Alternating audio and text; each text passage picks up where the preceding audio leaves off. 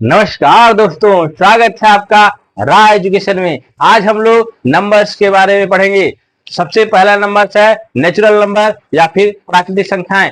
ऐसी संख्याएं जो किसी भी चीज की गणना करने के लिए हमारे मुख से पहली बार निकली, उसे हम प्राकृतिक संख्याएं कहते हैं। जैसे अगर हम आपसे कह दें कि हमारे हाथ में कितनी उंगलियां हैं, तो आप काउंट करेंगे 1 2 3 4 5। तो कहां से आपने गणना शुरू किया?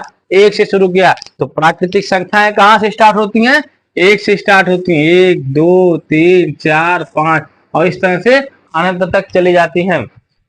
फिर इन संख्याओं को हम गणना के लिए इस्तेमाल करते हैं, तो इन्हें हम कहते हैं क्या? प्राकृतिक संख्याएं या फिर काउंटिंग नंबर्स भी कहते हैं। फिर आता है जीरो। जीरो का आविष्कार आर्यभट्ट ने 5वीं शताब्दी में किया। जब जीरो का आविष्कार हुआ, ये संख्याएं पूर्ण हो गई। तो अब इसे कहते हैं जीरो से शुरू होने वाली संख्याएं, तो क्या कहते हैं? पूर्ण संख्याएं। तो पूर्ण संख्याएं कहां से स्टार्ट होती हैं? जीरो से। प्राकृतिक संख्याएं कहां से स्टार्ट होती हैं? 1 से। प्राकृतिक संख्याओं को हम एक अन्य नाम भी देते हैं, इन्हें हिंदू अरेबिक नंबर्स भी कहते हैं। प्राकृतिक संख्याओं को हिंदू अरेबिक नंबर्स भी कहते हैं। Hindu Arabic number, Hindu Arabic numbers कहते हैं। एक बार सीटेट में क्वेश्चन आया था कि प्रथम 10 हिंदू अरेबिक नंबर्स का एवरेज बताइए। तो अगर आपको जो पता होगा कि शुरुआत कहां से होती है, तभी तो आप उसका एवरेज बताएंगे।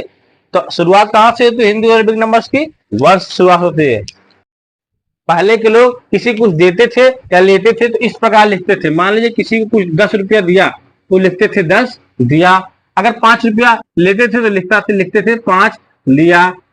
बाद में वो खुद कंफ्यूज हो जाते थे, भैया 10 रुपया मैंने उससे दिया या उसने मुझे दिया, 5 रुपया उसने मुझसे लिया या मैंने उससे लिया। तो इस प्रकार माइनस संख्याओं की खोज करना पड़ा।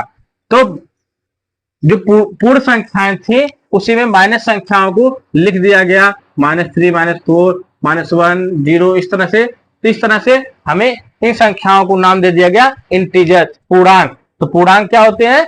माइनस वाली संख्याएं, जीरो और प्लस वाली संख्याएं को मिलकर के हमारा बनता है इंटीजर्स या फिर पूर्णांक।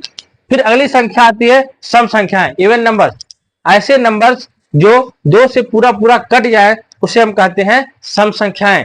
ऐसी संख्याएं जैसे कि 2 4 6 8, ये सब क्या है?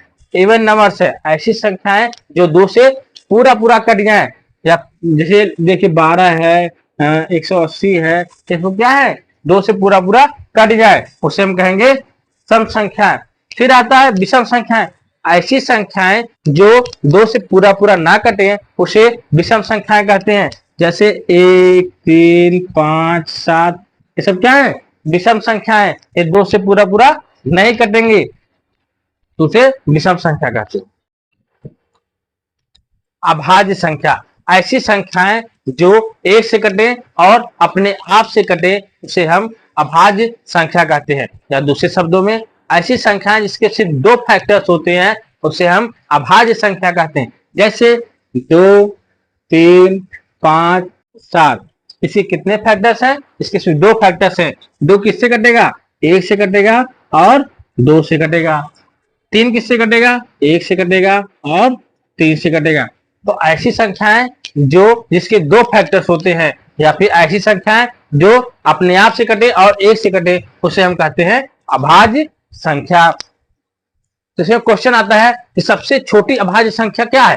तो सबसे छोटी अभाज्य संख्या 2 होती है। 2 क्या है? सबसे छोटी अभाज्य संख्या है। सबसे छोटी, ये क्वेश्चन बार बार आप रिपीट करता है कि सबसे छोटी अभाज्य संख्या बताइए, तो सबसे छोटी अभाज्य संख्या 2 है। दूसरा क्वेश्चन आता है कि ऐसी अभाज्य संख्या बताइए जो सम हो, तो वो है 2। 2 से एकमात्र ऐसी संख्या अभाज्य संख्या है जो सम भी है और अभाज्य भी है। फिर अगला आता है भाज्य संख्या, कंपोजिट नंबर। ऐसी संख्याएं जिसके पास 2 से अधिक गुणनखंड हो, या फिर ऐसी संख्याएं जिसे जो 2 से अधिक संख्याओं से कटे, उन्हें हम कहते हैं भाज्य संख्या। जैसे कि 4 हुआ, 8 हुआ, 10 हुआ। ये सब क्या है? भाज्य संख्याएं हैं। देखिए 4 किससे किससे कटेगा? 1 से कटेगा, 2 से कटेगा और 4 से कटेगा। किससे? तो कितने इसके फैक्टर्स हुए? 3। तो 2 से अधिक फैक्टर हुए। 8 10 से 10 हुआ, किससे कटेगा? 1 से कटेगा। फिर ये 10 से कटेगा, लेकिन ये 2 से भी कटेगा और 5 से भी कटेगा। तो कैसी संख्या हुआ? भाज्य संख्या है। तो भाज्य संख्याएं क्या होती हैं? ऐसी संख्याएं जो 1 से अधिक संख्याओं से कटे उसे हम, जो 2 से अधिक संख्याओं से कटे उसे हम भाज्य संख्या कहते हैं। परिमेय संख्याएं ऐसी संख्याएं जिन्हें हम P बटा Q के रूप में लिख सके, जहां P और Q क्या है? पूर्णांक हैं और Q does not equal to 0 और Q जो है वो 0 के बराबर नहीं होना चाहिए, उसे हम परिमेय संख्या कहते हैं। ऐसी संख्याएं जिसे हम P बटा Q के रूप में लिख सके और Q 0 नहीं होना चाहिए, जैसे 1/2, 3/4, 8/7। ये सब क्या है? ये सब परिमेय संख्या है। हम P बटा Q के रूप में लिख सकते हैं। ऊपर वाली संख्या को P कहते हैं और नीचे वाली संख्या को Q कहते हैं। P और Q क्या है? यहाँ पे पूर्णांक संख्याएं हैं, लेकिन Q क्या? 0 के बराबर नहीं होना चाहिए। जैसे हम 0/3, क्या ये परिमेय है? हाँ, ये परिमेय है। P तो 0 हो सकता है, लेकिन Q 0 नहीं होना चाहिए। अगर हम ये लिख दें कि 3/0, क्या ये परिमेय है? नहीं, ये परिमेय संख्या नहीं है। ठीक। फिर आता है अपरिमेय संख्याएं। ऐसी संख्याएं जिन्हें हम P बटा Q के रूप में नहीं लिख सकते हैं, उसे हम अपरिमेय संख्या कहते हैं। जैसे कड़ी में 2, कड़ी में 3, कड़ी में 7। ये सब संख्याएं क्या है? अपरिमेय संख्याएं हैं। इन्हें हम P बटा Q के रूप में नहीं लिख सकते। पाई, पाई भी हमारी क्या है? एक अपरिमेय संख्या है। बहुत लोग कहेंगे पाई का मान होता है 22/7, तो ये तो परिमेय हुआ, इसे P बटा Q के रूप में लिख पा रहे हैं, लेकिन नहीं, ये पाई का मान नहीं है। पाई का ये अप्रोक्सीमेट मान है। पाई का मान ये अप्रोक्सीमेट मान है, इसलिए क्या है? पाई एक अपरिमेय संख्या है। ऐसी संख्याएं जिनका दशमलव प्रसाद शांत प्रकार का हो, जैसे 0.25, या हमने लिख दिया 1.375। ये सब क्या है? दशमलव के बाद एक समय बाद ये संख्याएं खत्म हो जा रही हैं, इसे हम कहते हैं शांत प्रकार की संख्याएं। शांत, या फिर इंग्लिश में कहते हैं टर्मिनेटिंग। टर्मिनेटिंग ऐसी संख्याएं जो जिसका दशमलव प्रसाद शांत हो उसे हम कहते हैं परिमेय संख्याएं।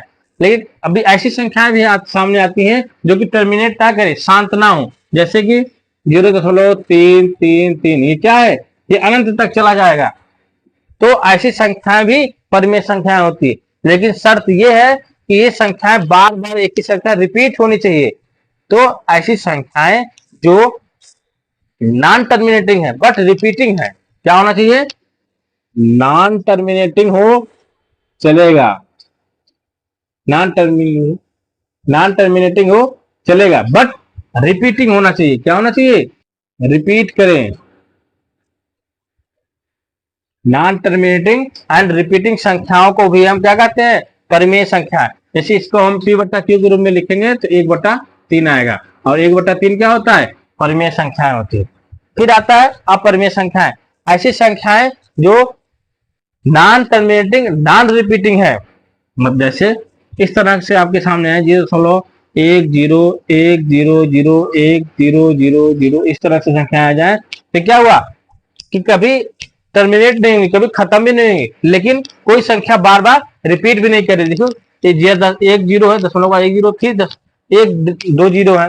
ऐसी संख्याएं जो क्या हो? Non terminating and non repeating, ऐसी संख्याओं को हम कहते हैं अपरिमेय संख्याएं। ठीक। जैसे कि ये संख्या हुआ, ये संख्या लिख दें 0.1 2 3 7 5 6 3 2, इस तरह की संख्याएं कोई संख्या रिपीट ना करे और शांत भी ना हो, तो उसे हम कहते हैं अपरिमेय संख्याएं।